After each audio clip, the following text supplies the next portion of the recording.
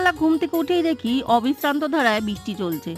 কি আর করা যাবে? মুডটাই খারাপ হয়ে গেল। কারণ আমার না এরকম সকালবেলা ঘুম থেকে উঠে কালো করে চারিদিকে মেঘ করা, বৃষ্টি পড়া এইটা দেখলেই যেন শরীর খারাপ লাগে। তা কি আর করা যাবে? আমার চিন্তায় তো আর সবকিছু হবে না। তাই বৃষ্টি পড়ছে আর আমিও আমার কাজগুলো নিয়ে ব্যস্ত হয়ে পড়লাম। দেখলাম যে আজকে রান্নার ঝামেলা নেই, তাই ২-৩ দিনের জমানো একগাদা জামাকাপড় ছিল যেগুলো ভাঁজ করে জায়গা মতো রাখতে হতো। তা সেগুলোই আগে করে নিলাম বিছনাটা তুলে। আর সেগুলো করতে, করতে দেখলাম বারান্দাটা আবার ভিজে গেছে। কারণ বারান্দা আমার কাজের দিদি সকালবেলা মুছে গেছে। কিন্তু দেখো বৃষ্টির ছাঁটে পুরো ভিজে গেছে। তারপরে একটু খারকোল পাতা বাটা বাকি ছিল, তা সেটাই করলাম। আর আজকে মেনুতে ছিল একদম সিম্পল রান্না।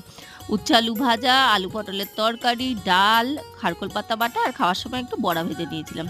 তারপরে সন্ধে হতেই বরের আবদারে করে নিলাম চা। ও বাবা! চা করতে গিয়ে দেখি আবার বিস্কুট শেষ। ওই যে আমরা মেয়েরা তো জোগাড় করতে বেশ ভালোই পারি। বিস্কুট নেই তো কি হয়েছে? পাঁপড় ভাজা